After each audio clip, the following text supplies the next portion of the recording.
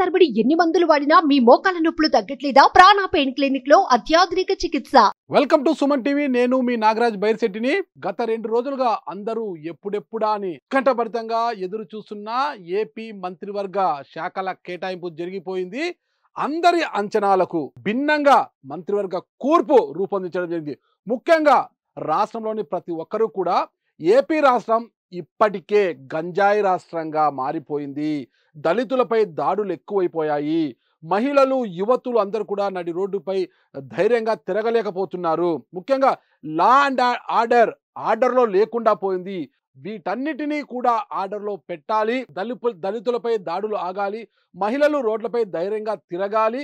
రాష్ట్రాన్ని గంజాయి రహిత రాష్ట్రంగా మార్చాలి అంటే గబ్బర్ సింగ్, అదే జనసేన అధ్యక్షుడైన పవర్ స్టార్ పవన్ కళ్యాణ్ గారు హోంమంత్రి అయితేనే ఇవన్నీ చేయగలరు.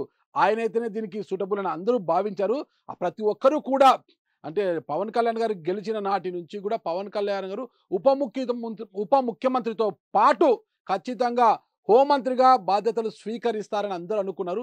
కానీ అందరి అంచనాలు, ఆశయాలను పక్కన పెట్టి పవన్ కళ్యాణ్ గారి ఆశయాలు, ఆలోచనలను గమనించిన చంద్రబాబు నాయుడు గారు పవన్ కళ్యాణ్ గారి కోరిక మేరకే పంచాయతీరాజ్ అండ్ గ్రామీణాభివృద్ధి, వాటర్ సప్లైస్ శాఖలను పవన్ కళ్యాణ్ గారికి కేటాయించడం జరిగింది. ముఖ్యంగా పవన్ కళ్యాణ్ గారికి హోంమంత్రి వీటికన్నా కూడా గ్రామాలన్నా, గ్రామీణ ప్రాంత ప్రజలన్నా చాలా ఇష్టపడుతుంటారు. గతంలో కూడా మనం చూసాం పవన్ కళ్యాణ్ రైతుల కోసం ఆయన ఒక యాత్ర చేసి ప్రతి రైతుకి కూడా, రైతులకు కావచ్చు, చేనేత కార్మికులకు ఎంత కూడా సొంత నిధుల నుంచి లక్ష రూపాయలు కూడా ఆర్థిక సాయం చేయడం జరిగిందన్నమాట. గ్రామాలు అభివృద్ధి చెందినప్పుడే దేశం అభివృద్ధి చెందుతుంది అని భావించిన ఏకైక నాయకుడు పవన్ కళ్యాణ్ గారు.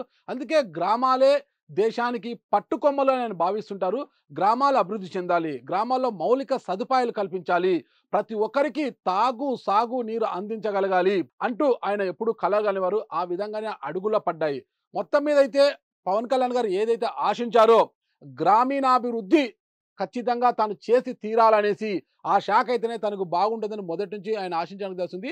ఆయన ఆశల మేరకే మరి చంద్రబాబు నాయుడు గారు ఆ శాఖ కేటాయించారు. అంటే ఆయన అభిమానుల్లో అంటే గబ్బర్ సింగ్ సినిమా చూసినప్పుడు పోలీస్ యూనిఫామ్లో ఎలా కనిపించారు అలాంటి దట్టి ఇంకొకటి వాళ్ళ నాన్నగారు కూడా ఏఎస్ఐగా పోలీస్ డిపార్ట్మెంట్ ఏఎస్ఐ వరకు పనిచేశారని కూడా చాలాసార్లు ఆయన చెప్పారు కదా. అందుకు అలాంటి పోలీస్ డిపార్ట్మెంట్ని ఎంతో ప్రేమించే పవన్ కళ్యాణ్ గారు ప్రతిసారి అనేవారు తన సభలో పోలీసులు అంటే తనకు ఇష్టమని, చాలా గౌరవమని, పోలీసులకు వారాంతపు సెలవులు, టీఏడిఏలు క్రమం తప్పకుండా ఇప్పించేలా చూసాను చాలాసార్లు అన్నారు.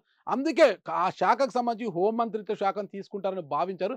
అయితే ఏదేమైనా కూడా పోలీస్ శాఖను మరొకరికి ఇచ్చిన పవన్ కళ్యాణ్ గారికి చాలా ఇష్టమైన శాఖను కేటాయించడం మాత్రము ఆశ్చర్యానికి గుర్తు చేసిన, చాలా ఆనందంగా మాత్రం పవన్ కళ్యాణ్ గారు ఉన్నట్లుగా మనకు తెలుస్తోంది. అయితే చూద్దాం, తనకిష్టమైన శాఖను కేటాయించారు కాబట్టి ఏపీలో ఇక గ్రామీణాభివృద్ధి ఎలా పరుగులు పెట్టనుంది అనేది కూడా మనం వేచి చూడాల్సిన అంశంగా ఉంది.